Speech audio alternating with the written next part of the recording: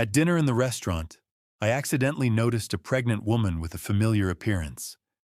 When I looked up at her face, my heart seemed to stop beating. The daughter-in-law that my son said had run away 8 months ago. She saw me and immediately ran away, but when I followed to ask for the truth, I received an answer I couldn't believe. That answer exposed the truth I had been blind to for the past 8 months. Before I reveal the truth that shattered my world, please hit like, subscribe, and comment, where are you watching from today? Wherever you are, please take care of your health. Note: this is a fictional story crafted to explore betrayal and survival. The message carries genuine significance. Now let's continue. The pen felt like a lead weight in my hand, and for a second, the $2.3 million contract on the table blurred into a smear of black ink and expensive paper. I, Mitchell Stone, at 59 years old, felt the weight of my commercial construction empire pressing down on me as I sat in the dim light of Belmont's. The smell of expensive steak and floor wax usually signaled a win, but tonight, it only made the nausea clawing at my throat feel more real. My hands, which had once hoisted steel beams and laid the foundations for the city's tallest towers, were betraying me. A subtle tremor made the gold nib of the fountain pen dance over the signature line. It was a physical vulnerability I had spent months hiding, a recurring sickness that made the opulent Valentine's Day decor of the restaurant feel like a rotating carousel of red roses and mocking candlelight. Across the table, Gerald Thompson, my business partner of 20 years, sat watching me, his 55-year-old face etched with the impatience of a man who lived for the next zero on his bank statement. He shifted in his seat, his silk tie catching the light from the chandelier. "Mitchell, you have been staring at that line for 3 minutes," he said, his voice cutting through the hum of the dining room. "Is there a problem with the numbers?" I blinked, trying to force the swimming figures into alignment. "Just the lighting, Gerald," I managed to rasp, my voice sounding thin even to my own ears. "My eyes aren't what they used to be." I took a shallow breath, grounding myself by focusing on the cold, heavy weight of the pen. I was the king of Stone Enterprises, a man with $45 million in the bank. Yet I felt as though I were drowning in a glass of water. How could a man with $45 million in the bank feel like he was drowning in a glass of water? The room tilted slightly, the edges of the contract fraying into gray shadows. I needed to sign. I needed to finish this deal before the world completely dissolved into the floorboards. But then a rhythmic, heavy sound of footsteps approached. It wasn't the brisk, light-footed pace of the usual service staff. It was slow, deliberate, and carried a weary caution that made me look up. A waitress entered the periphery of our booth. She moved with a struggle that stood in stark contrast to the elegant diners surrounding us, her frame supporting a belly that looked far too heavy for her slender shoulders. I prepared to order a glass of water to clear my head, but as I raised my gaze, the air left my lungs. Hannah Vance, 25, looked like a ghost of her former self, in her stained apron, her 8-month pregnancy making every step a struggle. The woman my son Preston had sworn was a gold digger who had abandoned him for another man and disappeared forever was standing less than 3 feet away. Then I saw her. Not just a waitress. Her. My heart hammered a painful rhythm against my ribs, the dizziness replaced by a cold, piercing recognition that cut through the fog of my illness. "Good evening, gentlemen," she whispered, her voice trembling as she avoided direct eye contact. "Can I start you with some drinks while you look over the menu?" My hand tightened on the pen until the knuckles went white. "Water." I said the word, barely escaping my throat. Just ice water. The woman my son swore had left us for another man stood there 8 months pregnant and trembling, carrying a tray of water in a restaurant I owned half of. The glass of water she placed on the table trembled, sending ripples through my reflection that matched the frantic hammering in my chest. I sat paralyzed, my hand still clutching the gold fountain pen over a contract that suddenly felt like a piece of scrap paper. Hannah Vance stood there, the woman who had once been the bright, sharp-witted light of our family gatherings, now reduced to a ghost in a stained apron. Despite her obvious fear of being seen, she was the one who had approached the table, and as I looked into her hollow eyes, I realized she was either so blinded by exhaustion that she hadn't recognized me until she was inches away, or she was desperate for help she couldn't ask for aloud. My son Preston had spent months painting her as a villain who had fled to Europe with a lover, yet here she was, 8 months pregnant and serving salads to the very men who had supposedly been her victims. Gerald continued to drone on about interest rates and equity splits, his voice a distant hum that I completely ignored. He was oblivious to the fact that the runaway daughter-in-law he'd heard so much about was standing 3 inches from his elbow. I stared at her, searching for the vibrant woman who used to help me navigate the complexities of Stone Enterprises audits with effortless grace. Now her eyes were rimmed with a deep, bruised fatigue that no amount of sleep could fix. Hannah, I whispered the name, feeling heavy and strange on my tongue. Is that really you? Her gaze flicked to mine for a fraction of a second, filled with a mixture of raw terror and a pleading silence that broke my heart. I'm just the server, sir. She stammered, her voice a thin, reedy version of the one I remembered. Please, I'll get your salads right away. Now you have to understand, I spent 30 years building Stone Enterprises on the foundation of never walking away from a deal. But at that moment, the money felt like ash. I watched as her hands shook so violently that a silver fork clattered to the floor, the sharp ring of metal on marble drawing glares from the nearby socialites. She didn't even try to pick it up. She turned and began to hurry toward the swinging double doors of the kitchen, her heavy pregnancy making her gait uneven and visibly painful. The sight of her struggling, her pale knuckles white against the tray, sent a surge of protective rage through me that cleared the last of my dizziness. Mitchell, for God's sake, you look like you've seen a ghost. Gerald snapped, finally noticing my shattered composure. Are you having another one of your spells? We need to sign this, Mitchell. Look at the numbers. I looked at the $2.3 million deal and then at the kitchen doors where Hannah had vanished. She was a wounded bird, trying to fly in a hurricane of crystal chandeliers and judgmental whispers. I think I have seen a ghost, Gerald. I said, my voice vibrating with a sudden lethal clarity. Stay here. Don't follow me. I stood up physically, shoving the massive contract aside with a force that sent it sliding toward the edge of the table. I ignored Gerald's protests and the manager's startled cry of Mr. Stone as I broke the sacred boundary of the dining room. I pushed through the kitchen doors, the smell of expensive perfume replaced by a blast of humid heat, determined to catch the woman my son had left for dead. The swinging doors hit the wall with a bang, trading the refined scent of lilies and expensive wine for a wall of humid heat and the stinging stench of industrial degreaser. I stepped into the belly of the beast, my expensive Italian loafers slick on the tile floor, as I ignored the startled looks of the prep line and the hiss of steam from an industrial dishwasher. Tony, the 37-year-old head chef, who normally treated the kitchen like his personal kingdom, stepped back the moment he saw the look in my eyes. He started to protest, his mouth opening to defend his territory, but I cut him off before he could find his voice. Out of the way, Tony, I growled. I am not here for a health inspection. My eyes swept the stainless steel landscape past the barking orders and the clatter of pans until they landed on a shadowed corner by the prep station. Hannah stood there, hunched over her face, buried in her trembling hands. The sheer physical toll of this environment was staggering to witness. A woman in her 8th month of pregnancy standing for hours on slick floors while the stoves roared like furnaces. She had chosen the most high society restaurant in the city to vanish into a brilliant, desperate gamble that she could hide right under my son's nose. Hannah, look at me, I said, my voice softening as I reached her.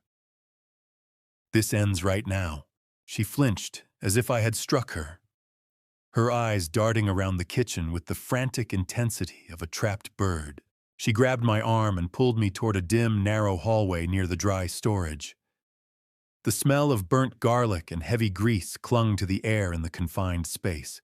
How do you tell a woman who is terrified of your own son that she is safe with you? I was the man who raised the monster she was running from. I looked at her fingers digging into my suit jacket, her grip fueled by pure, raw adrenaline. I saw it then. Not just fear.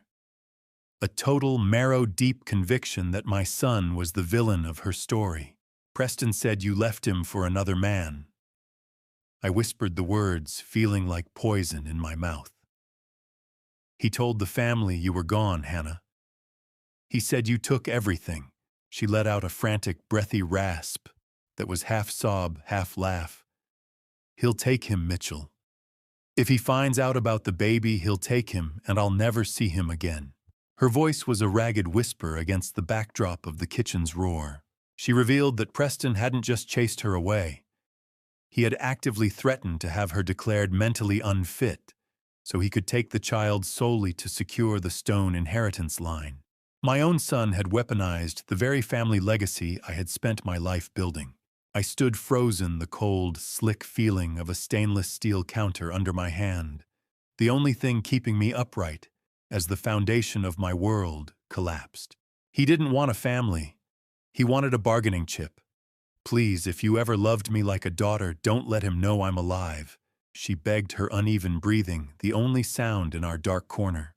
I looked at her, then back at the doors, realizing that every second we stood here, the monster I had created was just on the other side of the wood. The sound of Gerald calling my name from the dining room pulled me back to a reality that no longer mattered. I didn't even look back at the $2 million contract or my stunned partner. I simply moved my heavy overcoat catching on the chair as I lunged toward the service exit. The transition was a physical blow to my senses.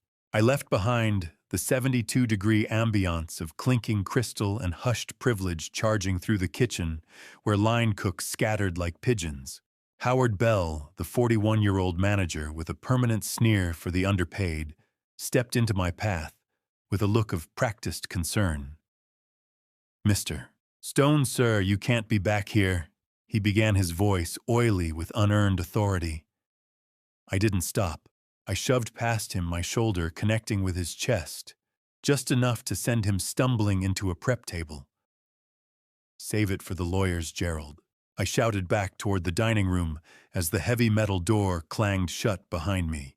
The sudden sharp transition from the restaurant's warmth to the 28-degree Philadelphia winter hit me like a wall of ice. My lungs burned as I inhaled the frigid air, the opulent smells of Belmonts replaced instantly by the stench of garbage-wet cardboard and stale exhaust. I was effectively tanking the most important negotiation of the fiscal year, a $2 million deal that Gerald had spent months grooming, but as the wind whipped through my hair, the money felt like nothing more than paper scrap. For 30 years, I had been Mitchell Stone, the man who never left the table until the ink was dry. Tonight, I was just a man chasing a ghost through the frost.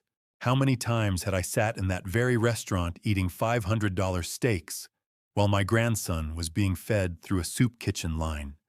The thought was a jagged edge in my throat. I looked down the length of the narrow, lightless alleyway.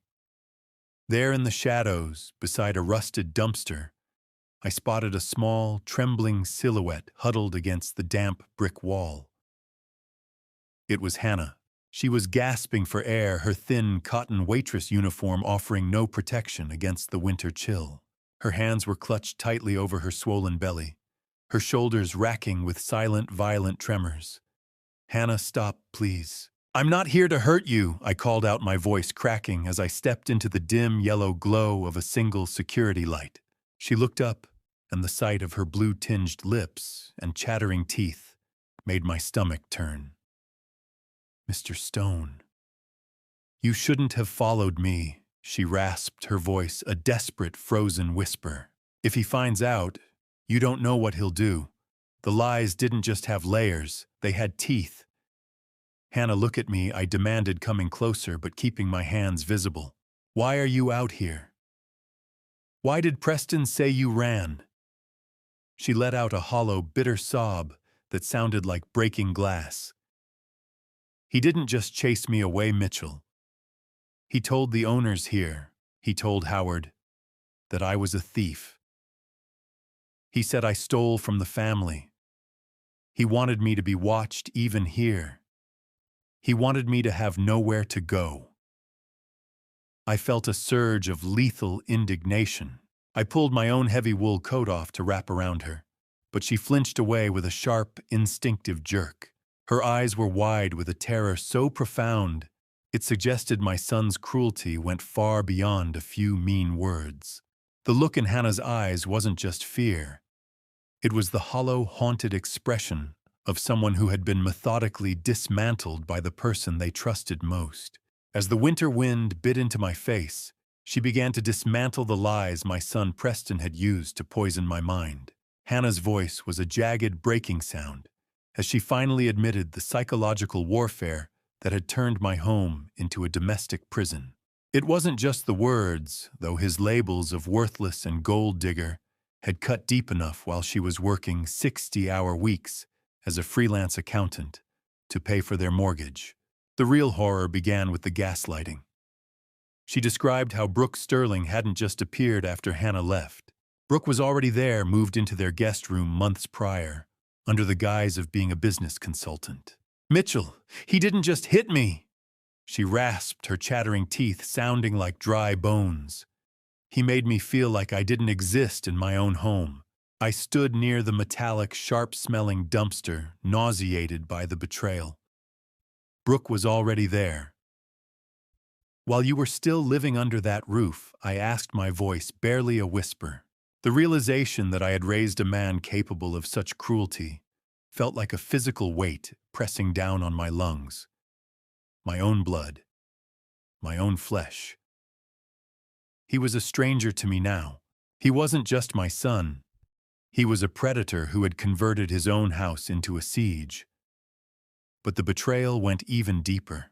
Brooke Sterling wasn't some stranger Preston had found in a bar. She was my own former junior associate, a woman I had personally fired for egregious ethics violations. Preston had secretly hired her back behind my back, bringing a wolf into the very heart of his home to devour his wife. Hannah detailed a living nightmare, where Brooke began wearing Hannah's clothes and jewelry while Hannah was still living there. They would sit in the dining room laughing as if she were a ghost, or a piece of furniture, openly discussing their future together. She wore my wedding anniversary dress to dinner in our own home. Hannah said, her white-knuckled fingers gripping her pregnant belly so hard I feared for the child. And my son, he just let this happen, he encouraged it. I asked, my righteous indignation boiling into a cold, lethal fury. They weren't just having an affair. They were conducting a slow-motion execution of Hannah's soul. Every story Hannah told stripped away another layer of the respect I once had for my own legacy. My son had spent my money to facilitate a domestic execution, and I had been too busy expanding Stone Enterprises to see the rot in my own foundation. I reached out to steady her, the biting sting of the wind, a distant annoyance compared to the fire in my chest. Hannah's voice dropped to a terrified whisper as she looked over my shoulder toward the restaurant door, her body going stiff with a fresh wave of panic. But Mitchell Brooke wasn't just there for the money. She set her eyes wide with a terror that suggested the worst was yet to come. She brought the powders.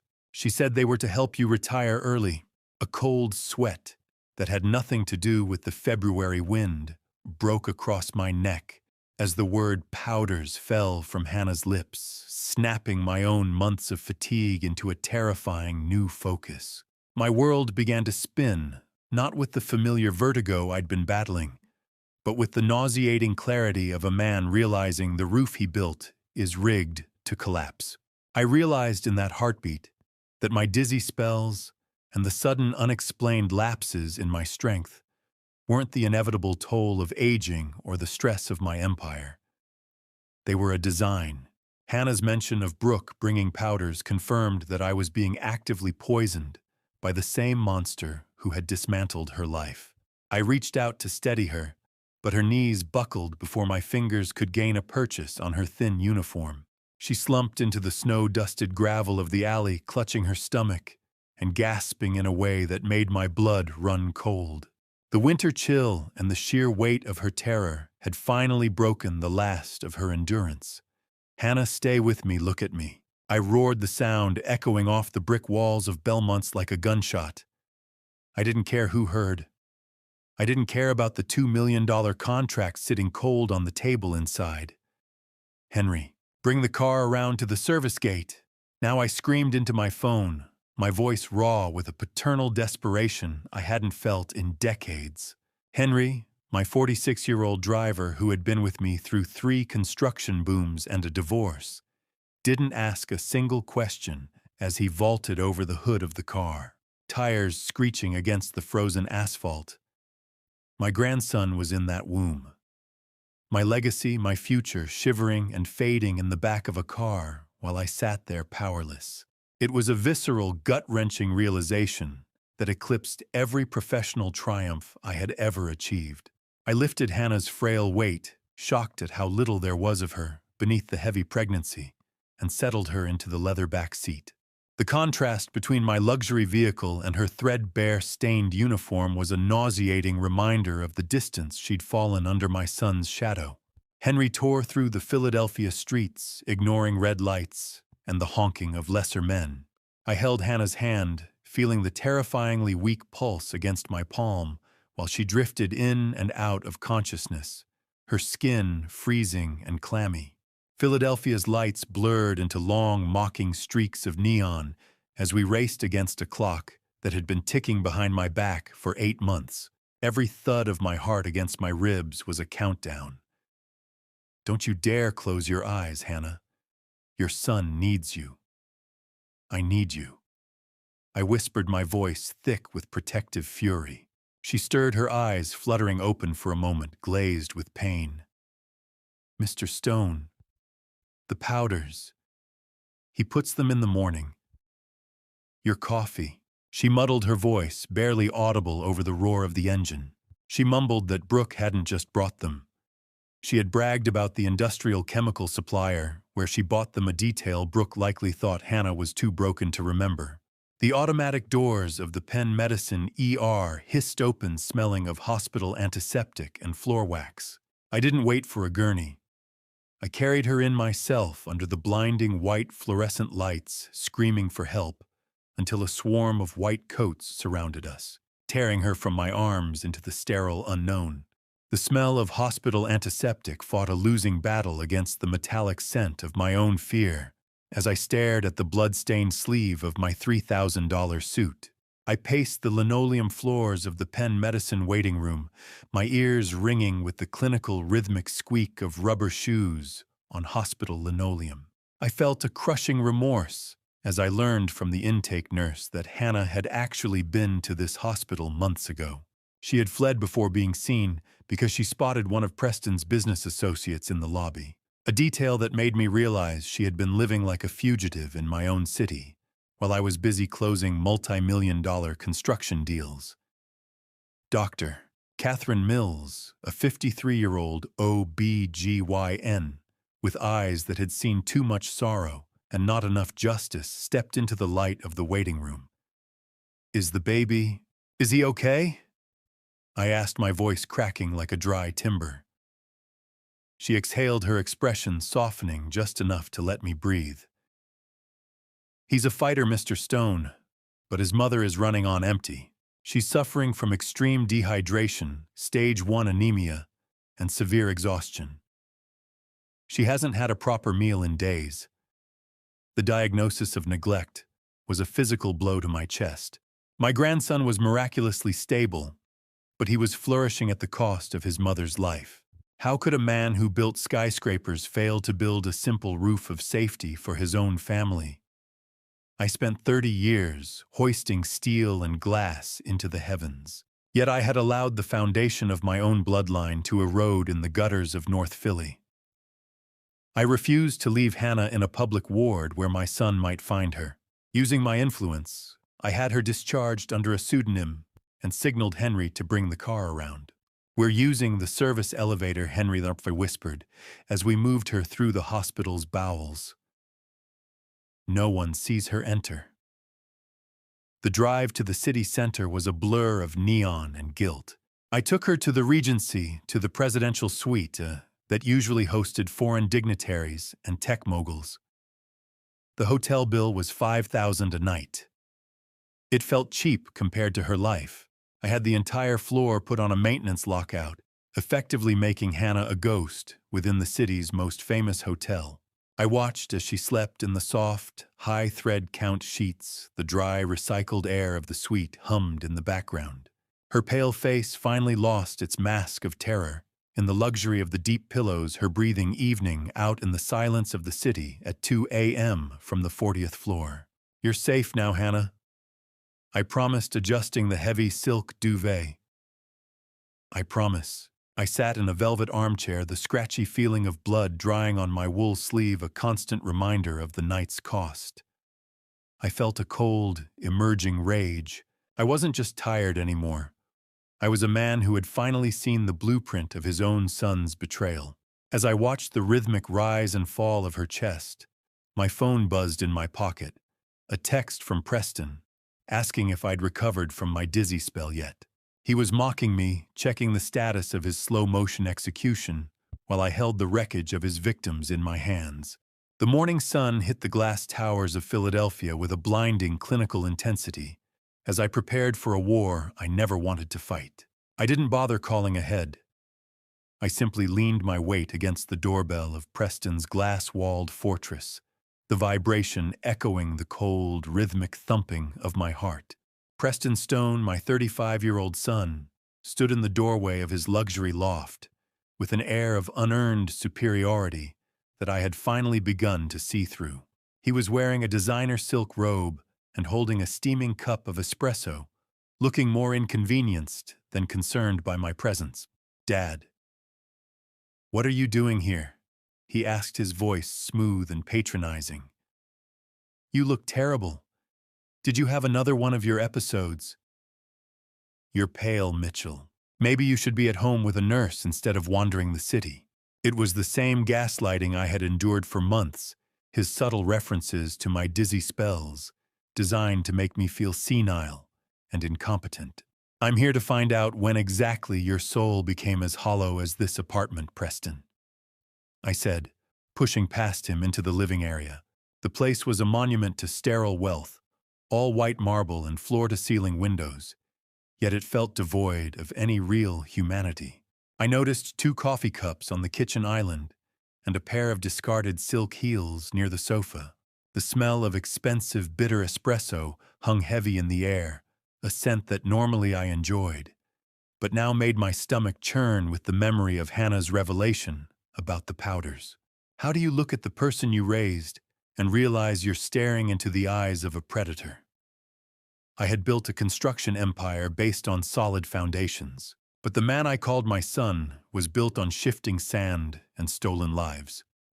Brooke Sterling, 32, lounged on the sofa in a silk robe that I knew belonged to Hannah, her cold eyes showing no remorse as she acknowledged me with a thin, mocking smile.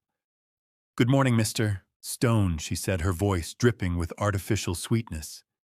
"It's lovely to see you're still upright." I looked at her and saw the junior associate I had personally fired for forging expense reports, the same woman Preston had secretly brought into his home to replace his wife. She was wearing Hannah's robe, sipping from Hannah's cup, living Hannah's life. The soft, mocking rustle of the silk as she crossed her legs was like a physical slap to my face. "Where is she, Preston? Where is my daughter-in-law?" I demanded, my hand gripping the cold, smooth edge of the marble island to steady the tremor in my fingers. Preston exchanged a look of silent conspiratorial amusement with Brooke before turning back to me. He leaned back against the counter, a smug grin touching his lips as he reached for a manila envelope. "I didn't want to tell you, Dad, because of your fragile health. But your precious Hannah didn't just leave. She robbed us blind before she ran. He slid the envelope across the marble toward me with a flourish. I found the proof. She's been siphoning funds from Stone Enterprises for months. My own son was looking me in the eye, handing me a forged document of his own crimes, and expecting me to be too weak to see the lie. The paternal loyalty I had carried for 35 years died in that room, replaced by a cold, calculating fury that he wouldn't understand until it was too late. I didn't reach for the envelope.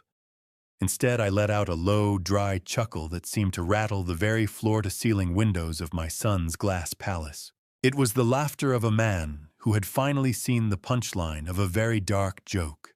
Preston's smug grin faltered, his eyes darting to Brooke, as if checking the script they had so carefully rehearsed. If Hannah truly robbed Stone Enterprises blind, Preston, then you are a far more incompetent vice president than I ever feared, I said, my voice cutting through the metallic, ozone-like smell of cold fury in the room. You're telling me that a freelance accountant managed to siphon millions from under your nose. By your own logic, you failed to protect the firm's assets. Consider yourself terminated for gross negligence, effective immediately. The satisfaction on his face curdled into a mask of confusion. He hadn't expected me to accept the theft as a premise to destroy his career. I watched Brooke's confidence flicker, her eyes scanning the exits as she realized I wasn't buying the performance. You think a manila envelope full of lies is going to distract me from what I saw in your eyes? I asked, leaning into his space. Dad, you're not well. Preston stammered, trying to regain his footing. You're being paranoid. The dizziness is clouding your judgment.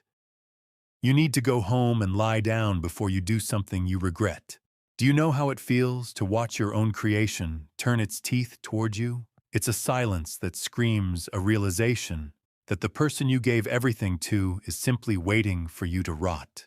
I pulled out my phone, the sharp, mechanical click of the smartphone screen sounding like a cocked pistol in the quiet loft. With a few deliberate taps, I sent a pre-drafted authorization to my CFO. I've just frozen your corporate accounts and suspended your trust disbursements, Preston. You have 24 hours to produce real proof of Hannah's theft. Not these amateur forgeries, or you'll find yourself as penniless as the woman you threw away. I've spent 30 years building an empire, and I won't let you turn it into a playground for a mistress and a coward. The trust was gone. The sun was gone. Only the construction remained. Preston's mask finally shattered. His face contorted, neck veins bulging like thick cables as he lunged toward the kitchen island. You can't do this, he screamed, his voice cracking with a high-pitched, unadulterated rage. That money is mine by right. It's my legacy, not hers. I didn't flinch. I turned my back on him, walking toward the heavy oak door. Brooke remained silent, a calculating viper already weighing the value of a man with no bank account. I didn't care. The air in the loft was thick with the stench of his entitlement, and I needed to be gone before I choked on it. I reached the handle, my hand steady despite the adrenaline roaring through my system. I had finally severed the tie. As I stepped into the hallway, I heard him throw the espresso cup against the wall. I closed the door on his screams, a heavy thud that felt like the final brick in a tomb. But his final words echoed through the wood, a chilling promise that vibrated in the hallway like a curse. Check your pulse, old man. You're already a ghost. You won't live long enough to see me lose a dime. Preston's parting threat about being a ghost followed me into the elevator, vibrating in the marrow of my bones as I scrubbed at the invisible stain of his words. I stood in the mirrored silence of the lift, watching my own reflection. I looked weary, the skin beneath my eyes sagging with a fatigue that no amount of sleep could cure. But my mind was sharpening into a weapon. I realized as the numbers descended that Hannah's disappearance hadn't been an act of cowardice or a simple flight from a crumbling marriage. It was a tactical retreat. She had gone into the shadows, not just to save herself, but to protect the evidence she had spent months gathering against the man who shared my name. I stepped back into the presidential suite at the Regency, the plush silence a stark contrast to the venomous shouting I had left behind at the loft. Hannah was awake, sitting up in the massive bed. She looked small against the backdrop of the silk headboard, her eyes searching mine for news of the world she had fled. I sat at the edge of the mattress, the physical weight of the morning pressing on my shoulders. I told her I had frozen Preston's accounts, and for the first time, I saw a flicker of hope extinguish the terror in her gaze. He is never going to stop Mitchell, she whispered, her voice barely audible over the hum of the suite's climate control. He thinks he owns the air I breathe. I took her hand, finding it cold, but steady. Then we will take the air back, Hannah, starting with the money. How could I have missed it? I pride myself on being a man who sees the structural integrity of everything, yet I was blind to the rot in my own foundations. I had spent 40 years inspecting blueprints for microscopic flaws, while a catastrophic failure was happening in my own living room. Hannah asked me to bring her the small, battered nylon backpack she had arrived with.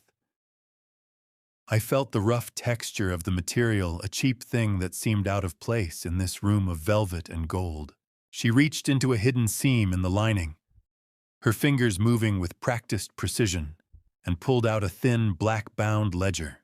It smelled of old paper and dust, a ghost of the life she had tried to keep.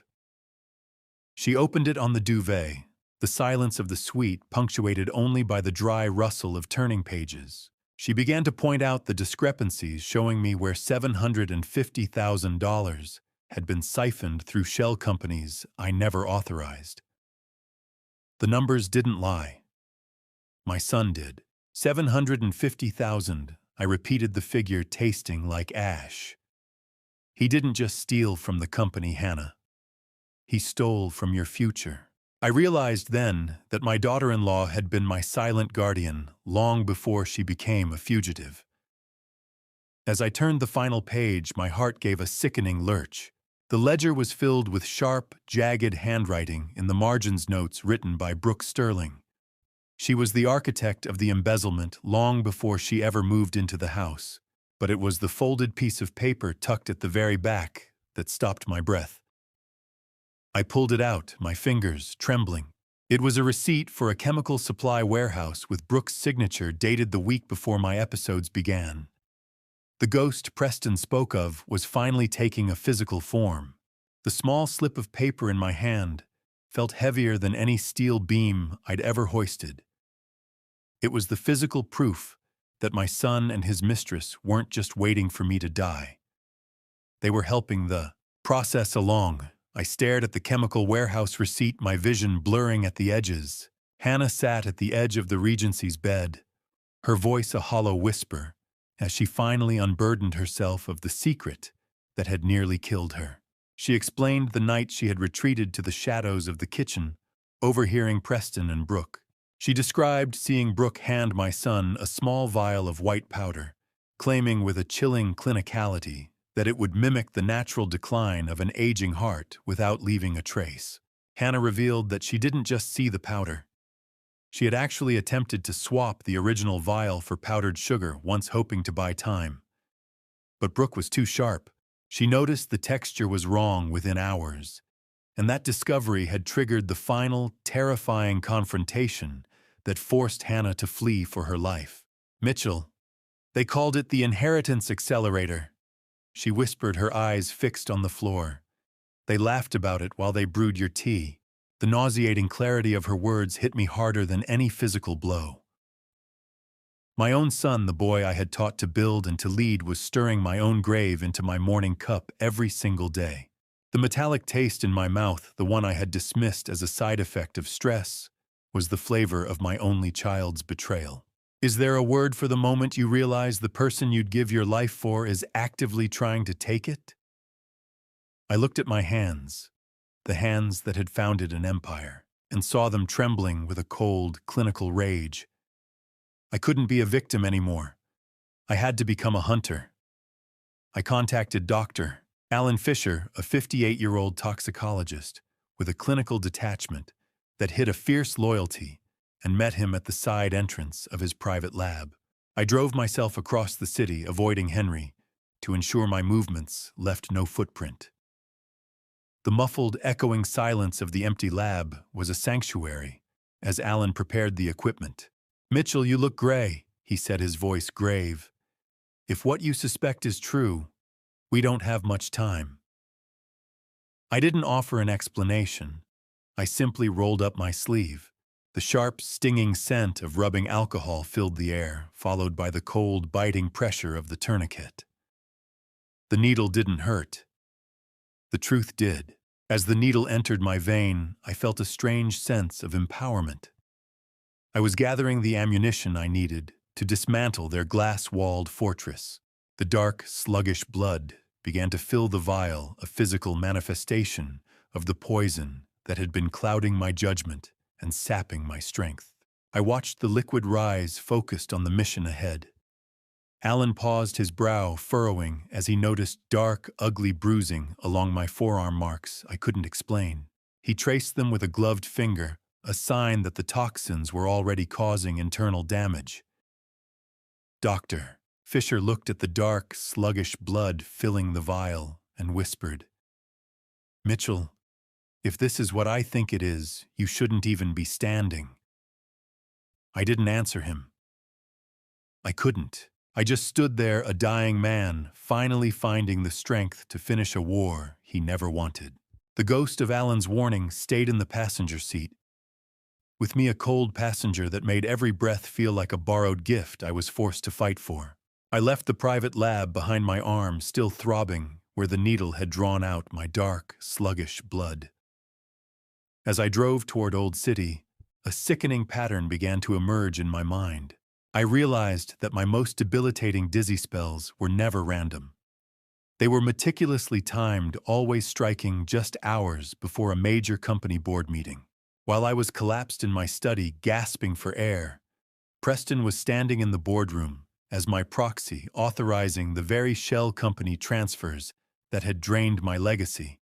I arrived at a nondescript office far from the polished glass and steel of Stone Enterprises. Rebecca Sinclair, a 48-year-old forensic accountant, with a mind like a razor and a reputation for finding money in places it had no right to be, didn't even offer me a hand to shake. She pointed to a chair, her eyes already scanning the ledger Hannah had saved. "I want every penny tracked, Rebecca," I told her, the blue glow of the monitor reflecting in my tired eyes. "I want to see the blood on the trail." She didn't look up, her fingers creating a rhythmic, annoying clicking on the keyboard that filled the small, stale-smelling room. "This isn't just theft, Mitchell," she whispered. "This is a systematic erasure of corporate assets. How do you rebuild a foundation when you're the one who let the rot in? I was the architect of my own ruin, a man who built monuments but couldn't see the termite at the base." The silence in the room was heavy with the weight of 30 years of trust being ground into dust. Rebecca suddenly paused, her screen flashing with red flags. She pointed to two names on the payroll, Leo Grant and Marcus Thorne. Both had been terminated for gross negligence 6 months ago. She cross-referenced their login IDs with the siphon transactions, proving that Preston had used their credentials to move $750,000 while they were out on site visits. I felt physically ill. I had looked into those boys' eyes and called them thieves, while my own son was the one holding the knife. Leo had a toddler. Marcus had a mortgage. My son had Brooke. I had signed their termination papers personally, believing the proof Preston had manufactured. The guilt was a suffocating pressure in my chest. "He used them, Mitchell." Rebecca said, her voice a clinical blade. "They were the sacrificial lambs for his offshore accounts." I stared at the screen, my clinical fury mounting as she uncovered the final layer of the shell company registration. They weren't just in Preston's name. They were registered under Brooke Sterling's maiden name. She was the primary beneficiary, the puppet master pulling the strings of my son's greed. Rebecca looked up from her screen, her face turning a ghastly shade of pale as she leaned closer to the monitor. "Mitchell, it's worse than the money. She whispered the hum of the computer fans, suddenly sounding like a roar in the small office. Look at the insurance policy amendment Preston filed last month. He didn't just want the company. He was betting on my death. I stared at the insurance amendment until the numbers burned into my retinas, a death warrant, signed by my own flesh and blood, and gift-wrapped in corporate fine print. The dry, papery smell of the documents in Rebecca's office felt like the dust of a tomb. It wasn't just an increase in premiums. Preston had used the biometric data from my own tablet while I lay in a drug-induced stupor during one of my recovery naps to forge my digital signature. He had increased the accidental death rider to a staggering $10 million. $10 million, Rebecca, I asked, my voice sounding like gravel grinding together. He couldn't even wait for nature to take its course. Rebecca didn't look up from her monitor, her face pale in the artificial glow. He's not waiting for nature, Mitchell. He's accelerating the schedule. The timing of the amendment perfectly aligned with the onset of my dizzy spells, confirming that my murder was no longer a matter of if, but a planned financial transaction. I felt a hollow coldness in my chest, a void where paternal pride had once lived. The son I had raised, the boy I had taught to hold a hammer and a compass, saw me only as a decaying asset to be liquidated for a payout. I left that office walking like a man through waist-deep water, the weight of the insurance papers dragging at my very soul. The Philadelphia skyline, which I had spent 30 years helping to shape, looked like a collection of jagged teeth ready to snap shut. I returned to the Regency Hotel, my body trembling with a weary determination that bordered on the lethal. I needed to see Hannah. I needed to see the only pure thing left in the wreckage of the Stone legacy. The rhythmic thrumming of the hotel suite's air conditioning was the only sound as I entered. Hannah was resting, the terror in her eyes finally beginning to recede under the safety of the lockout. To calm her nerves, I sat by her side and began to read a story, my voice a low, gravely rumble in the quiet room. As I read, I rested my hand on the warmth of her stomach through the soft cotton of her robe. Suddenly, a sharp electric jolt struck my palm. I froze, my breath catching in my throat. Did you feel that? Hannah whispered, a small, genuine smile breaking through her exhaustion. He's awake. It was the first time I had felt my grandson move a sudden heel against my palm that felt more solid than any skyscraper foundation I had ever poured. Hello there, Owen. I murmured the name, feeling like a sacred oath on my tongue. Your grandpa isn't going anywhere. I promise you that. How can something so small, a tiny heel against a palm, overturn a lifetime of corporate cynicism? In that moment, my desire for survival shifted. It was no longer about self-preservation or spite. It was a holy war. I realized that Owen's kicks were strongest when I spoke, the boy already recognizing the voice of the man who would stand between him and the monster I had sired. As I looked at Hannah's peaceful face, I knew I couldn't just play defense anymore. It was time to let the arsenic do its work, or at least make Preston think it was. I had to become the ghost he already thought I was. The shrill ring of my phone cut through the heavy, artificial silence of the house, pulling me away from a moment of hollow contemplation. I gripped the edge of my mahogany desk as Dr. Fisher's voice crackled through the line, each syllable acting like a sledgehammer against the last remnants of my denial. "It is arsenic, Mitchell Allen," said his clinical tone failing to hide the underlying tremor of alarm. "A high-purity industrial grade. Whoever is doing this knows exactly how to keep you just on the edge of death without crossing the line too soon." He explained that the small repeated doses over the last 6 months were responsible for the dizziness and the internal spells that had made me feel like a failing machine. I sat in my study, staring at my own gray, sunken face in the polished wood of the desk. I discovered that the fortified tea Preston had been bringing me every morning wasn't just laced with poison. It was infused with a specific sedative designed to cloud my judgment, making me more susceptible to his financial suggestions. The betrayal was complete. "Then they have made a mistake, Allen." I replied, my voice a cold, dispassionate rasp. They left me enough life to bury them. There was no more grief in me, only the clinical necessity of a counterattack. I had to be a ghost before I could be a judge. I was the architect of a building that had been rigged with explosives, but I was the only one who knew where the detonator was hidden. I began the secret medical protocol. Alan had provided a series of chelating agents to flush the rot from my system. I spent the afternoon clearing out my medicine cabinet, hiding the antidote inside my daily vitamin bottles. The first detox pill had a bitter, chalky taste that I welcomed like a benediction. Every time I took my medicine in front of the household staff, or my son, I would actually be healing while they watched me fade. How much does a soul cost? Apparently for Preston, it was the price of a $10 million insurance rider. I stood before the hallway mirror practicing the stumble of a dying man and the slight slur of a tongue losing its grip on speech. I leaned into the performance, letting my shoulders slump and my eyes wander. I had to lure Preston into a final arrogant blunder by becoming exactly what he expected. I realized that by acting sicker than I truly was, I could force him to accelerate his crimes. He was greedy, and greed makes men sloppy when they think the finish line is in sight. I wanted him to rush to leave a hurried trail of digital breadcrumbs for the forensic accountants to find. I wanted him to think he was winning. I wanted him to believe the Stone legacy was ripe for the taking. The rhythmic, mocking chime of the doorbell echoed through the house, signaling the arrival of the monster. My pulse quickened, but I forced my features into a mask of pathetic exhaustion. I heard his jaunty footsteps on the hardwood, a sound that used to bring me a father's joy, but now felt like a countdown. I slumped into my armchair in the study, letting my jaw go slightly slack and my hand tremble against the armrest as I prepared to welcome my only child into the room for our daily ritual of slow-motion murder.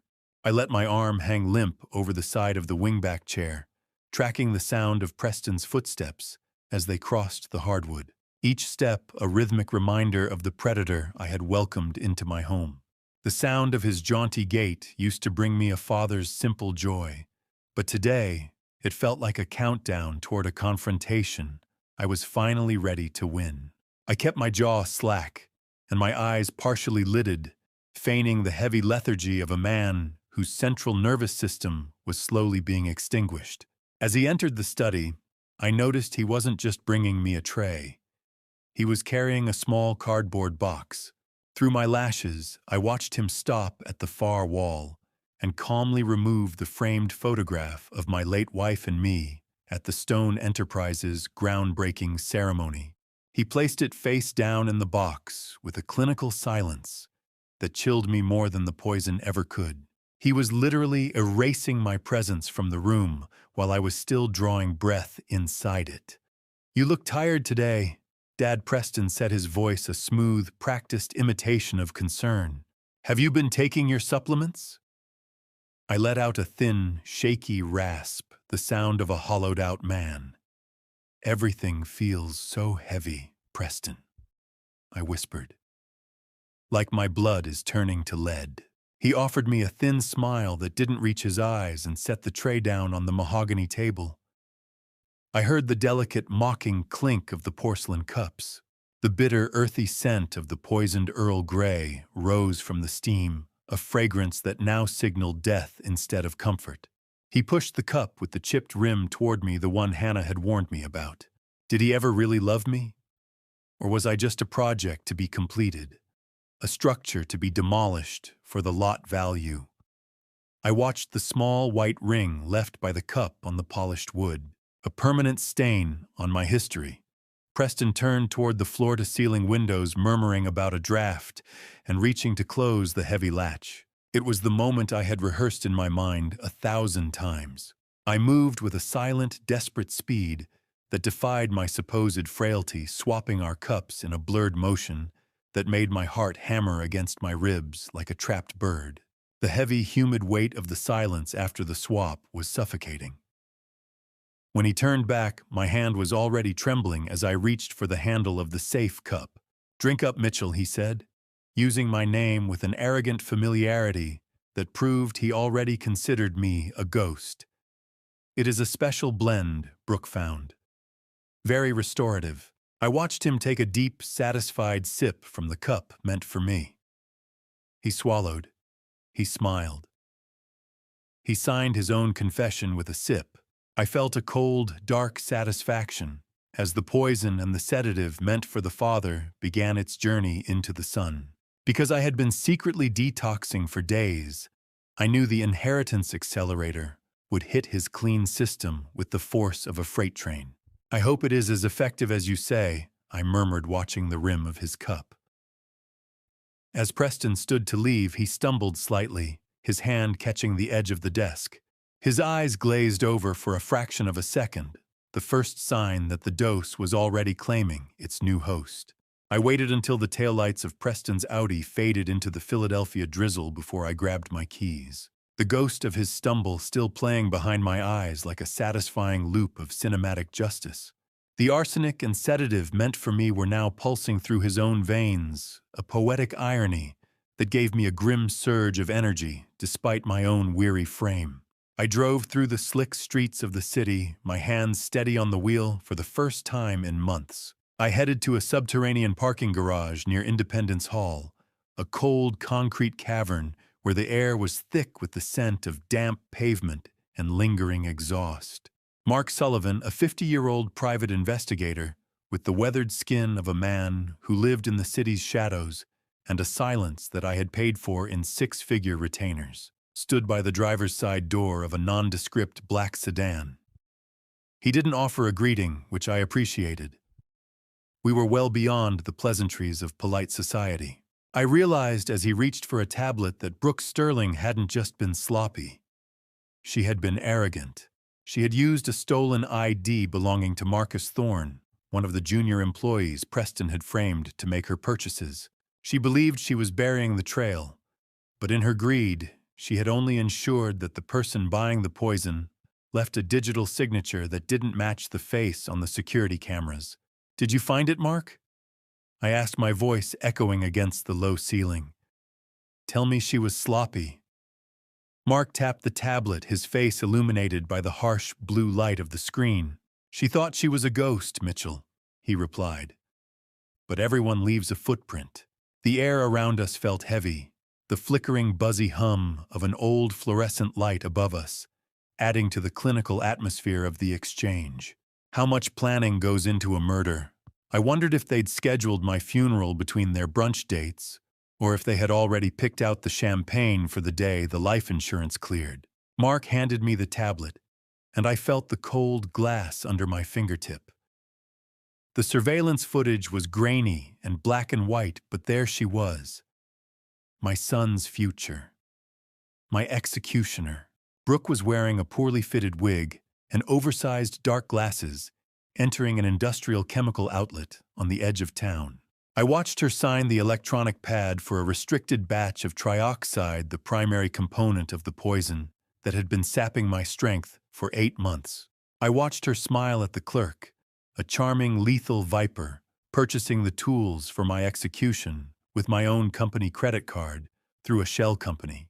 Mark Sullivan watched my reaction, his eyes dispassionate. "That's her," I whispered. "Even with the wig, look at the way she walks." "That's Brooke. I have the clerk's testimony ready too." Mark added, his voice low. He remembers the lady in the black car very well. He thought she was a scientist or a laboratory runner.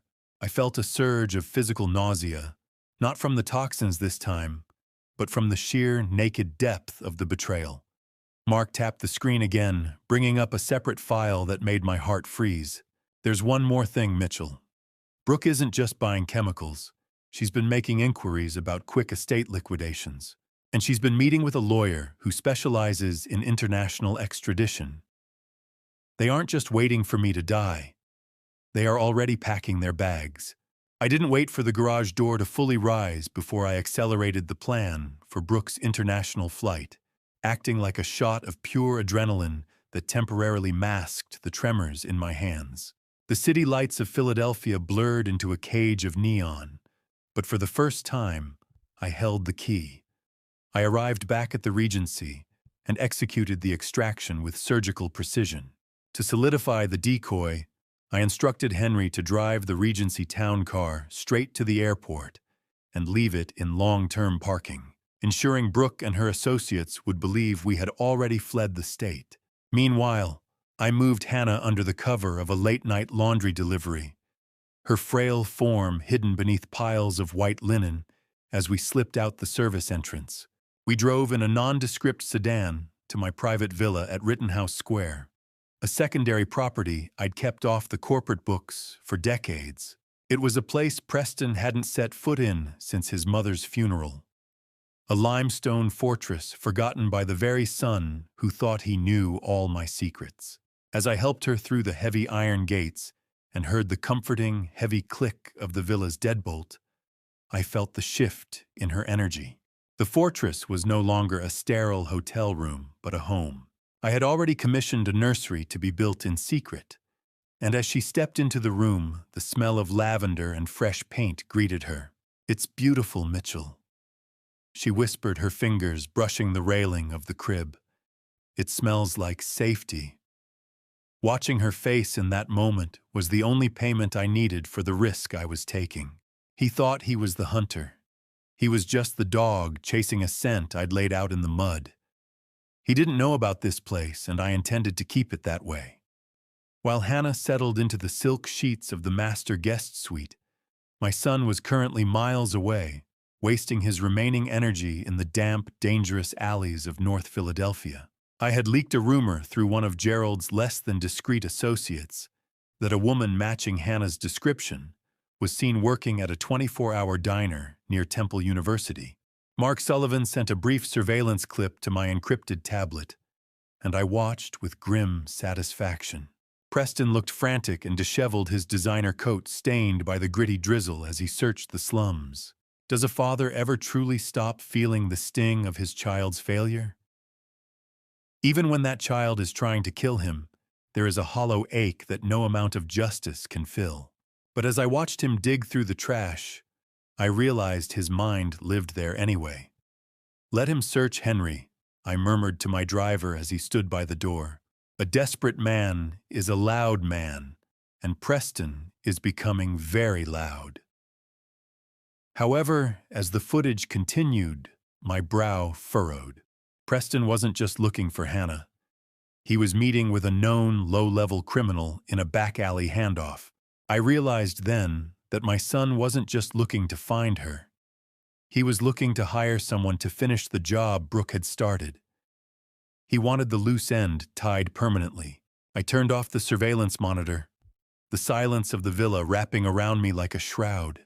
I looked at the nursery door, feeling a brief moment of peace, but it was shattered by a sharp, sudden sound from the other room. A sharp, sudden gasp for air followed by a cry of pain. I rushed in to find Hannah clutching the bedpost, her face pale. "Mitchell," she gasped, her eyes wide with a new kind of terror. "It's time." Her water had just broken. I was across the room before the sound of the splashing water even hit my brain, my instincts as a builder overriding the arsenic-induced fog as I caught Hannah before she could slide to the floor. The smell of amniotic fluid mixing with expensive floor wax filled the air, a sharp organic scent that didn't belong in the sterile quiet of the Rittenhouse villa. My knees hit the cold, wet sensation of the floor with a dull thud, but I didn't feel the pain. I only felt the frantic, fluttering pulse in Hannah's wrist as she gasped for air. I realized with a jolt of ice in my veins that her labor was likely accelerated by a minor car-side encounter she had earlier that day with a delivery driver. A man I now suspected was one of Preston's scouts. The shadow was no longer at the gate. It was inside the perimeter. Hannah was gripped by her first major contraction, her face twisting in a mask of pain that made my heart stop. I checked the sharp, rhythmic ticking of the grandfather clock in the hall, 2:00 a.m. We were still weeks away from her due date, which meant the stress of the past month and the fear of the man I had sired had finally triggered an early arrival. "Breathe, Hannah," Just breathe. I commanded my voice, a gravely anchor in the storm.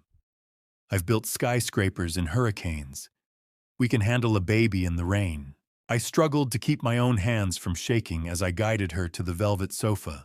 How do you protect a new life when the world is actively trying to extinguish your own? I was a dying man, trying to be a midwife in a house that was quickly becoming a cage. Before I explain what that hidden hospital bag truly means for our escape, are you still with me? Comment A. If you think we should run now, or B. If we should wait for the contractions to move closer, and tell me why in 5 words. Please note what follows contains recreated details for narrative purposes. If that is not for you, you are free to stop here. I made the call to Henry using an encrypted line giving him the code for the secondary garage exit. Henry, the back lane. Now.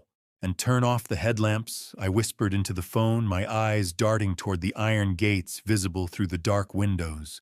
While he moved, I gathered the hospital bag we'd hidden in the nursery, my mind racing through the logistics of the private access agreement I'd made with Penn Medicine.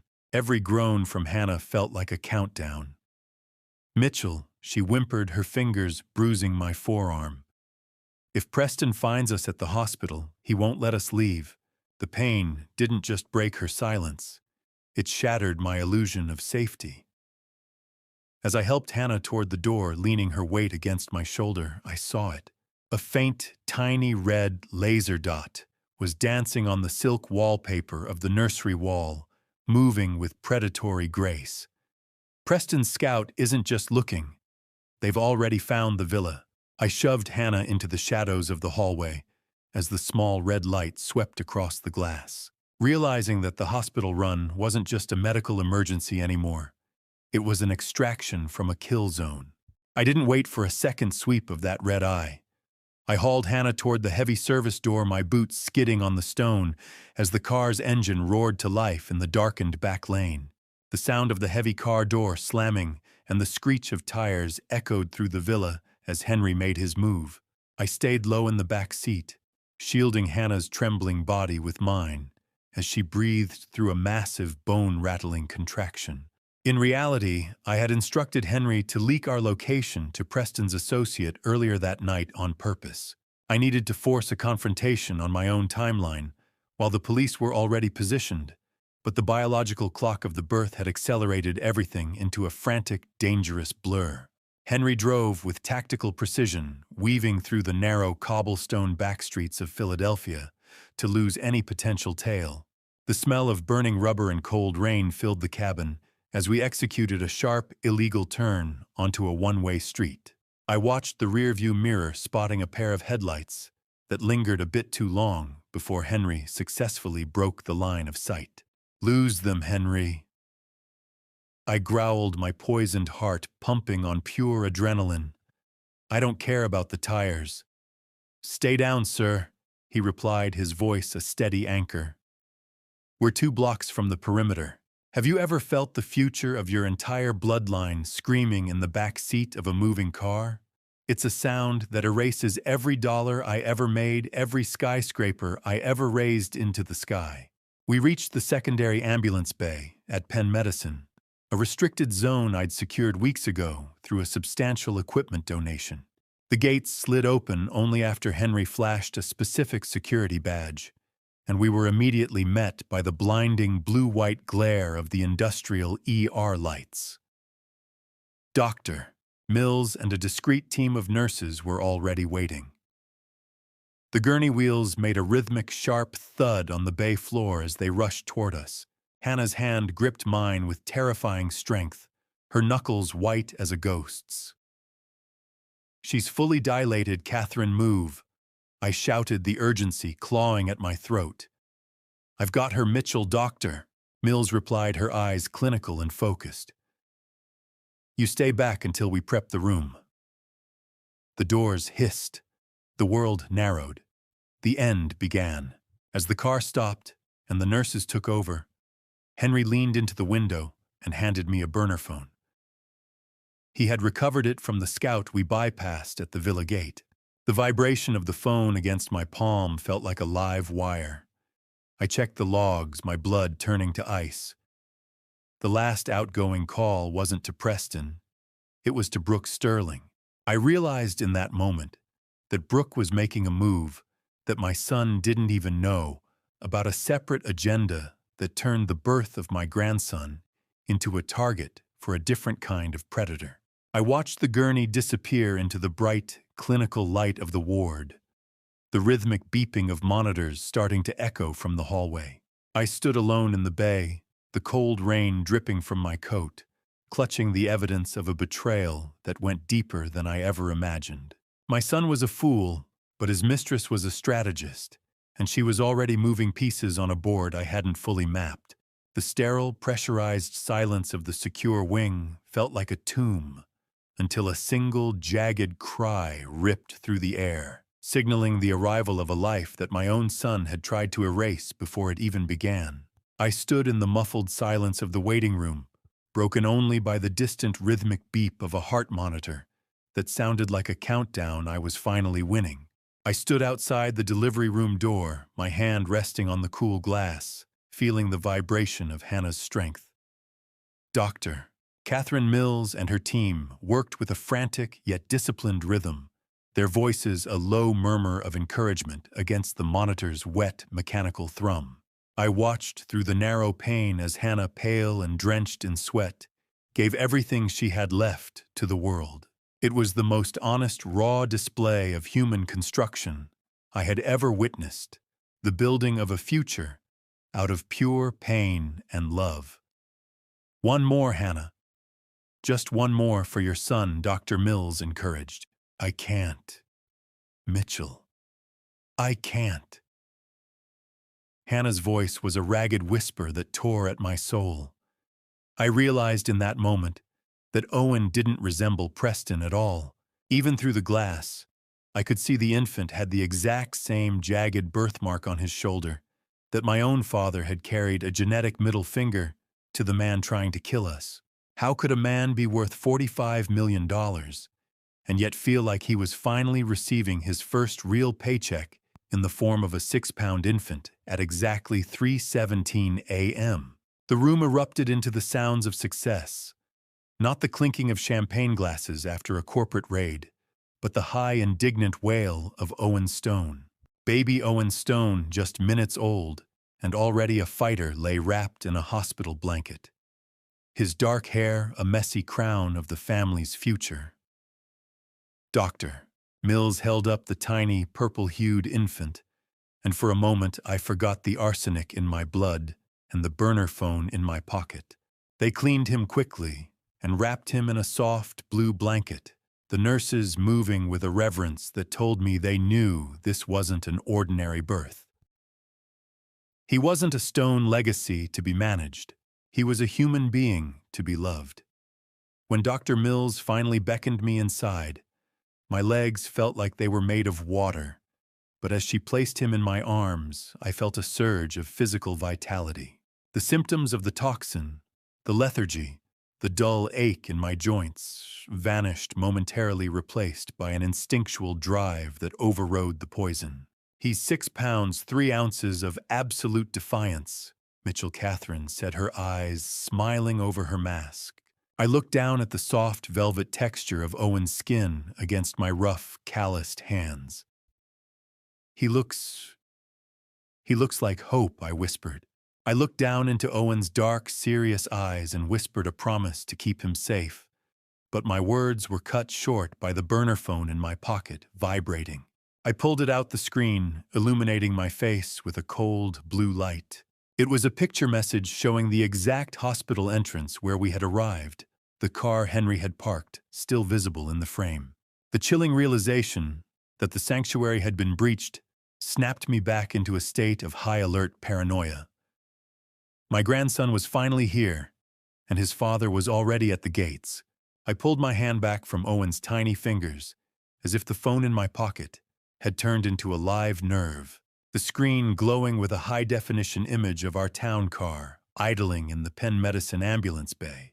The chilling realization that the sanctuary had been breached settled over me like a cold Philadelphia fog. I stood in the recovery room, watching the blue artificial glare of the smartphone screen reflected in the glass of the window. Nicole Harper quietly entered the room, her face tight with a professional mask that didn't quite hide her alarm. She handed me her own device, showing me a trending post on a local Philadelphia society blog. A concerned citizen had posted a photo of the Stone family car at the hospital, speculating about an emergency berth in the secure wing. I realized then that the concerned citizen wasn't a passerby. The angle was too perfect, taken from the security kiosk.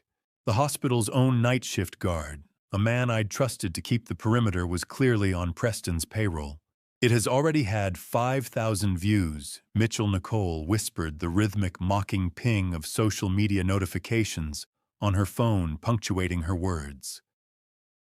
"People are asking if it is an heir. An heir. No, it is a target." I rasped my pulse, beginning to race with the familiar arsenic-fueled thrum of panic. Preston isn't just coming. He is bringing an audience. The fortress of Penn Medicine, with its reinforced doors and private access, suddenly felt as transparent as glass. How do you fight a man who uses the very life you gave him as a weapon to destroy you? I had built monuments to the Stone name across this city, but I was currently standing in a cage of my own design.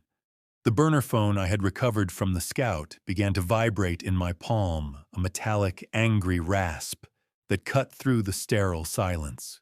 I stepped into the hallway away from Hannah's sleeping form and answered. It wasn't a scout. "I hope you're enjoying your last few hours of grandfatherhood," Dad Preston's voice said, devoid of the fake filial concern he'd used during our tea visits. "That boy is my ticket back to the board. I've already filed for emergency custody. Given Hannah's disappearance and her history of instability, the court won't even hesitate." I stood under the flickering fluorescent lights, the smell of stale coffee and industrial cleaner clinging to the air. "You will have to step over my body to touch that bassinet, Preston." I replied, my voice a low, lethal growl. His laugh was a jagged sound through the receiver.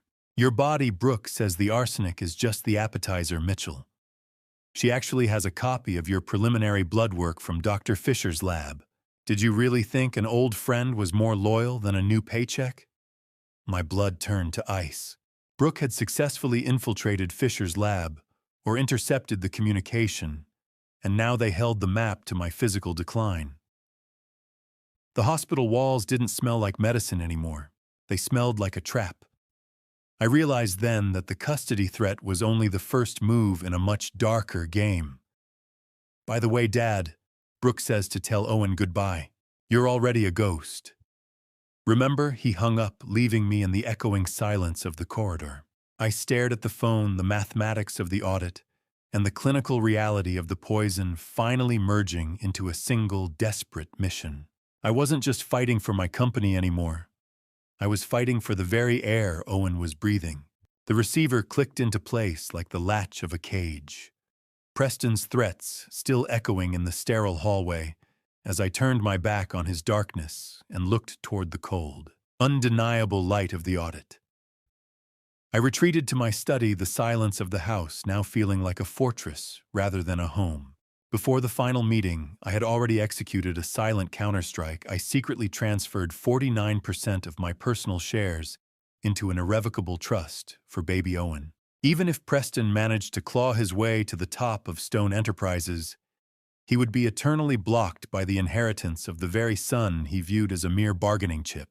I sat at my desk, the blue hypnotic glow of the spreadsheet on the screen illuminating the wreckage of my trust. Rebecca Sinclair arrived shortly after carrying the final bound reports, with an expression as grim as a tombstone. She laid out the digital map of the $753,000 theft, proving the money had been funneled into a Caribbean offshore fund tied directly to Brooke's biometric signature. I looked at the signatures Preston had forged, recognizing how he had used my own past contracts as a template for his betrayal. Every cent he stole was a brick pulled from the foundation of the house I built for him. and now I had the evidence to bring the whole structure down on his head. It is all here. Mitchell Rebecca said, her voice a sharp blade in the quiet room. The trail doesn't just lead to his door. It leads to his fingerprints. Good, I replied, staring at the smell of heavy ink and high-grade printer paper. I want him to see the exact moment the money he killed for vanishes. Is it still murder if the person you're killing is the memory of who you thought your son was? I felt a calculating dominance over the situation, a death of paternal mercy that left me cold and precise. I began the final phase of setting the trap.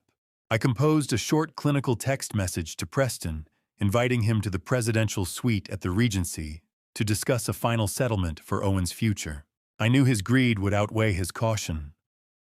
The lure of a corporate surrender would be too much for him to resist. I coordinated with Mark Sullivan and Detective Ramirez, ensuring the suite was wired for sound and the arrest team was positioned in the adjoining room. I looked at the medical file on my desk, the toxicology report, that proved he was a murderer, and I felt a cold, terrifying peace settle over me. Regency Hotel. Suite 4001. Tomorrow at noon. Bring Brooke, I typed. The trap was set. The bait was the one thing he loved more than life, my money. He'll come, Mitchell Rebecca whispered as she prepared to leave. Men like him always show up to claim their prize. But as she reached the door, she paused, handing me one last document she had uncovered. My heart gave a sickening lurch as I read it. Brooke had already tried to cash out my $10 million life insurance policy, using a forged notice of terminal illness signed by a doctor she had bribed. They weren't just waiting for the arsenic to work. They were already spending the payout. My thumb hovered over the send button, my heart hammering a rhythm of pure distilled justice as I sent the invitation to the reckoning my son never saw coming. The cold, mechanical vibration of the phone after the message was sent was the only sound in the room. The scent of high-end furniture polish and expensive lilies in the Regency suite was a lie, a mask for the clinical trap I had spent the last 72 hours engineering with the precision of a skyscraper's foundation. I stood alone in the center of the room, my thumb still tracing the edge of the phone where I had sent that final invitation to my own reckoning. The lilies were more than a decoration. I had chosen them because their cloying, sweet scent triggers a minor allergic reaction. In Brooke, a calculated irritation designed to keep her off balance. I did a final sweep of the suite, ensuring the pinhole cameras and directional microphones Mark Sullivan installed were active. I took my place behind the massive, cool mahogany desk, intentionally leaving my hand in the light so they could see the subtle, practiced tremor I was using to play the part of a dying man. Detective Ramirez was positioned in the adjoining bedroom, a silent ghost waiting for the signal that would end my son's freedom. "Is the feed live?" Mark I whispered into my collar. Loud and clear. Mitchell, the response, crackled back. The moment they step through those doors, they're on the record. The sharp, rhythmic ticking of a hidden clock felt like the countdown to a controlled demolition. How do you welcome your own murderers to lunch, I suppose, with a smile and a 30-year-old scotch they'll never get to taste? I sat in the heavy silence of the 40th floor, the air pressure feeling as though it were changing right before a blast. The heavy mahogany doors swung open at exactly noon, and Preston walked in with Brooke on his arm, both of them radiating a nauseating aura of triumph. Preston looked better than I'd seen him in weeks. His stride arrogant, likely fueled by the belief that he was minutes away from signing my legacy over to himself. I didn't rise to greet them. I simply gestured toward the velvet chairs, watching Brooke's eyes scan the room for any sign of Hannah. Her nose crinkled at the scent of the lilies, a tiny victory that I noted with clinical satisfaction. "You look remarkably alive today," Dad Preston said, his voice dripping with that fake filial concern that used to fool me. "Let's get these papers signed so you can finally rest. You've done enough." "I'm afraid the only thing resting today, Preston, is your delusion of inheritance." I replied, my voice a dry, steady rasp. I reached into the drawer and pulled out a medical file. The report didn't just list the arsenic. It listed the intent. I slid the toxicology report across the heavy desk, the dry, papery sound echoing in the room like a final lethal card in a game they didn't know they were losing. Brooke's hand darted forward, her fingers trembling slightly as she tried to snatch the document away to hide the bolded conclusion from Dr. Fisher. I caught her wrist with a sudden iron-like strength that proved my failing health was a total fabrication. I watched the blood drain from her face as she read the words, "Lethal intent confirmed by systematic dosage."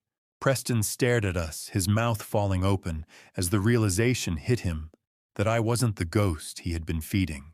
I looked into the eyes of the boy I had raised, seeing only a predator who had finally been snared in his own trap. I didn't blink as Preston's fake concern dissolved into the shrill, desperate laughter of a man who realized the ground he was standing on had already been rigged to collapse. "You think you're so smart, Mitchell." He spat, the nervous chuckle dying in his throat. "You're a dying old man. No court will believe the delusions of a senile lunatic." I silenced his stuttering excuses by slamming the heavy binder of the forensic audit onto the desk. The sound was like a gavel striking a final judgment. I began walking him through the $753,000 trail, pointing out the exact moments he used my dizzy spells to forge my signature on wire transfers. I watched as the reality set in. This wasn't just a family spat. He was staring at a federal paper trail I had personally financed. The arrogance in his posture withered, and for a moment I saw the sharp, acrid smell of his sweat fill the small space between us. He looked like a cornered animal, a total stranger to me. "Every dollar has a heartbeat, Preston," I said, my voice as cold as the marble in a mausoleum. "And yours just stopped. Is there a specific circle of hell for a man who tries to trade his newborn son's safety for a get-out-of-jail-free card?" I asked myself as he leaned forward, his eyes darting toward the adjoining room. He demanded to know where Owen was claiming his right as the biological father to take the child immediately. He told me he'd burn the reports if I restored his trust fund, suggesting Owen would grow up in poverty if I sent his father to prison. It was a coward's bargain. I revealed then that Owen's legal birth certificate lists the father as unknown. Hannah filed an emergency protection affidavit while she was still at Penn Medicine, stripping his immediate parental rights. "You want Owen?" I asked, my construction-built frame finally towering over him. "You don't even know the color of his eyes, Preston. You only know the weight of his inheritance." The bargain was dead. The son was gone. Only the evidence remained. "Give me the boy and the company." Preston roared, his face contorting into something demonic, "or I'll make sure Hannah is in a psych ward by dinner." My disgust reached its peak. The heavy, rhythmic thud of my heart against my ribs was the only sound in the room until Preston made his move. He lunged toward the bedroom door, thinking the baby was sleeping behind it. I didn't stop him. I let him grab the handle. Preston's hand froze on the bedroom door handle as the click of 3 service weapons being unholstered echoed through the suite's silence. Detective Ramirez, a 40-year-old veteran, with a face that looked like it was carved from Philadelphia granite, stepped out of the shadows with his badge held high. 2 uniformed officers followed their expressions, as grim as the situation demanded. Brooke's eyes darted toward the balcony exit, but the trap was already airtight. Preston turned, his face drained of color, as he looked from the barrels of the pistols to the man he had tried to murder. The bargain was over. Mitchell Stone watched as the son he had built a world for finally faced the consequences of trying to tear it down. The click of the handcuffs was the last sound I needed to hear. The transition from predatory silence to the deafening roar of authority was instantaneous. The air in the suite fracturing as Detective Ramirez's voice boomed over the frantic thrum of my own pulse. Preston's hand remained frozen on the door handle, a statue of caught guilt, as the clinical trap I had laid finally snapped shut. He tried to scramble backward, his eyes darting toward the window, but the uniformed officers swarmed the room with a practiced, lethal efficiency. He began to scream a shrill, hysterical sound, claiming I was the one who had poisoned him during our last tea visit. It was a desperate gamble, but Detective Ramirez didn't even blink. The tea was swapped for a non-toxic sedative by Mark Sullivan hours before you ever touched that cup. Preston the detective said, his voice cold. We have the swap on camera. Officers forced my son to his knees on the plush Regency carpet, the blue and red flicker of police lights from the street reflecting against the gold leaf ceiling.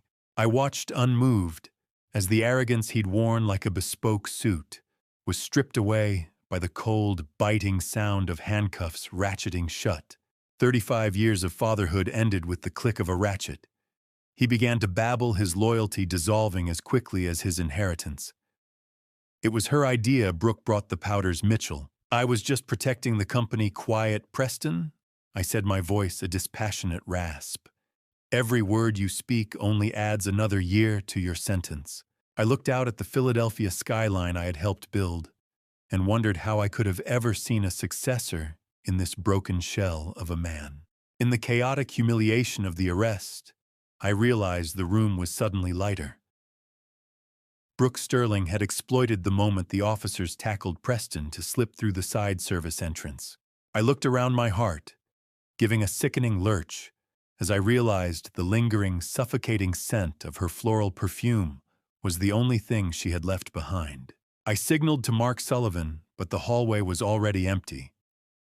Brooke was like smoke, impossible to hold and poisonous to breathe. She hadn't stayed to fight or defend her lover. She had calculated the odds and chosen flight the second the first badge was shown. She's gone, Sir Mark said, his face illuminated by the static-filled rasp of his security radio. She used a service elevator override we didn't account for. I gripped the edge of the mahogany desk, a sudden cold alarm replacing my victory. I reached for the manila envelope she'd discarded on the table, and my fingers caught on something hard. I tore at the lining, revealing a small, blinking GPS tracker. She didn't intend to run. She intended to follow me to the one thing I had left to lose. I realized then that Preston's arrest wasn't the end of the game. It was Brooke's diversion. Mark Sullivan's radio crackled with a sound that made the arsenic in my blood feel warm by comparison. Sir, a black sedan just broke the perimeter at the Rittenhouse Villa. Brooke isn't running to the airport, she's going for the baby. My relief died in my throat, replaced by a panic-stricken but lethally purposeful clarity. I didn't wait for the officers to lead Preston out. I was already moving toward the door, the ghost of my fatigue forgotten as I raced to protect the future from the woman who had already destroyed my past. The screech of tires as I threw myself into the back seat of the town car was still echoing in my mind, my heart a hammer against the fragile architecture of my ribs. But the sirens had long since faded into the Philadelphia night, leaving only the sound of my own rhythmic breathing and the heavy, metallic realization that the war for my bloodline was finally over. I stood in the damp entryway of the Rittenhouse Villa as Brooke Sterling was led away in steel restraints. Her cloying floral perfume was now tainted by the smell of damp stone ozone and wet pavement. I realized then that she hadn't actually broken the perimeter by skill. I had instructed Henry to leave the back gate unlatched to lure her into a preset police net. I needed her caught in the act of attempted kidnapping, not just financial fraud, to ensure she would never see the light of day again. She didn't look like a master strategist anymore. She looked like a cornered animal realizing the cage was reinforced with the very steel she thought she could bend. I watched the police cruiser pull away, the red and blue lights reflecting off the nursery window, where baby Owen slept undisturbed by the violence that had just tried to claim him.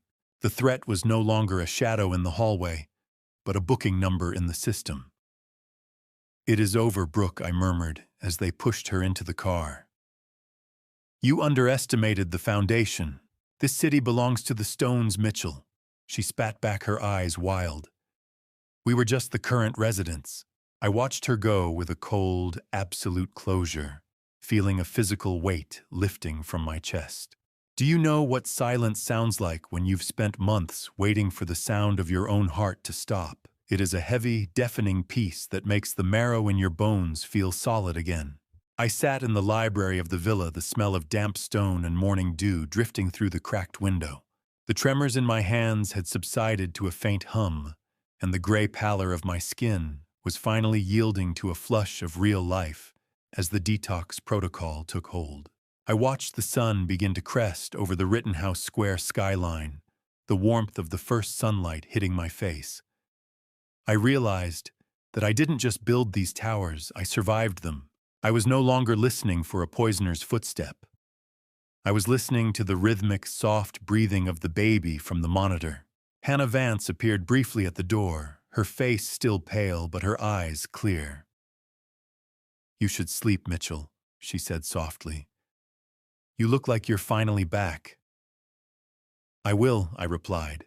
"I just want to watch the city wake up, without me needing to fix it for a moment." The tea was just tea. The air was just air. I was just Mitchell. The absence of the metallic taste in my mouth was the sweetest victory I had ever tasted. I reached for a book on the side table but found a final letter from Brooke instead. It wasn't a threat, but a list of other board members she had been consulting for detailing secret offshore agreements. I closed Brooke's letter and looked at the names of my colleagues, realizing that the healing of my body was just the preparation for the purge of my boardroom. The rot in Stone Enterprises went far deeper than my son. The glass doors of Stone Enterprises didn't hiss open for me anymore. They felt like the gates of a temple I had allowed to be desecrated, and I was back to perform the exorcism. The polished granite lobby looked the same as always, but it felt like a battlefield I was finally ready to clean. I had used the embezzled funds recovered from Brooke's offshore accounts to create a permanent legal defense fund for any employee ever wrongly accused by the firm, a foundation of justice to replace the one built on greed. I convened an emergency boardroom meeting at exactly 10 a.m. I didn't seek consensus. I delivered a verdict.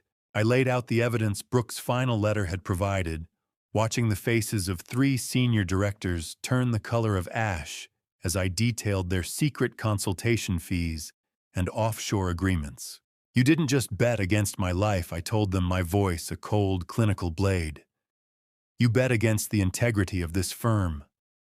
Consider your resignations a mercy I didn't show my own son." By noon, the rot had been surgically removed, leaving only the clean, honest stone behind. Can you ever truly wash the blood off a balance sheet?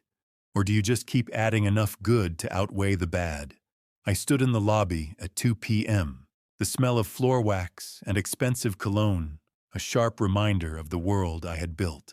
Leo Grant, a 30-year-old father of 2, with the tired eyes of a man who had spent months defending a ghost of a reputation, walked in clutching his briefcase like a shield. Marcus Thorne, younger and more brittle than Leo, looked around the lobby as if he expected the walls to collapse on him at any moment. I stepped forward, the echoing sound of my heels on marble the only noise in the atrium. I handed them each a cool, heavy settlement envelope and a senior management contract. "I didn't just bring you back for your skills, Leo," I said, looking into his eyes. "I brought you back for your honor." Looking into their eyes, I saw the exact moment their dignity was restored, a construction project far more important than any skyscraper I had ever designed. 30 years to build. 1 morning to clean. My real legacy wasn't the buildings, but the people I had failed and then fought to save. Later that day, I attended Preston's sentencing hearing. The blinding, honest sunlight through the courtroom glass felt like a physical weight. Preston attempted to blame my parenting for his crimes, but the judge revealed that I had actually set up a secret scholarship fund in his name decades ago, a fund he had been siphoning from since his college days. As the bailiff led him away to begin his 15-year sentence, he stopped and looked at me. his eyes filled with a terrifyingly clear recognition. "You're still a stone dad," he hissed, his voice a ragged shadow of the one that used to laugh at my dinner table. "You just traded a son for a stranger's baby." I didn't answer. I simply watched him go the last link to a version of myself I no longer recognized. I walked out into the Philadelphia afternoon, the air smelling of rain and asphalt, feeling the weight of the company and the weight of the future finally coming into balance. The war was over, and for the first time in my life, I wasn't the one holding the line. I was the one letting it move forward. The morning sun didn't just illuminate my office. It felt like a spotlight on a stage where the actors had finally changed, replacing a hollow villain with the woman who had saved the foundation of my life. I stood in the quiet of the Rittenhouse Villa at sunset, a place that no longer felt like a bunker, but a true sanctuary. Before we returned to the corporate glass towers, I handed Hannah a document that would ensure her place in my world was immutable. "I have officially adopted you as my legal daughter, Hannah," I said, watching her eyes widen as she read the filing. "You are a stone by law now, with full voting power on the board that no one can ever challenge." I led her into the executive suite that used to belong to the CFO, now reorganized as the Department of Internal Audit and Ethics. I handed her the master digital key, the weight of the metal, a symbol of the trust I was placing in her hands. "This isn't just a job, Hannah," I told her, my voice a gravely rumble of pride. "You are the heartbeat of this company's conscience now." She sat behind the desk, with a confidence forged in the fire of her survival, the smell of fresh ink on high-quality paper filling the room. "I won't let them down, Mitchell," she promised.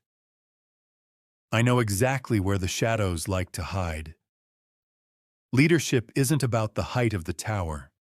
It is about the depth of the roots. I spent the hour reviewing the transparency protocols she had designed, realized that she was the true successor I had been searching for all along. Later that evening, I stood on the balcony of the Rittenhouse Villa, the cool spring breeze off the square, ruffling my hair. I was holding baby Owen, his weight a solid, comforting presence against my chest. The city lights below twinkled like a sea of diamonds, a landscape I had spent 40 years shaping. But I now viewed it with the perspective of a man who finally knew what mattered. I looked down at the boy in my arms, seeing the birthmark on his shoulder, the mark of my father, and felt a profound sense of legacy fulfillment. The poison was gone. The stone remained. Hannah joined me, the warm glow of the sunset, hitting the glass towers in the distance. "He looks just like you when you are thinking about a new project," she said, leaning her head against my shoulder. The soft, rhythmic cooing of Owen was the only sound in the peaceful twilight.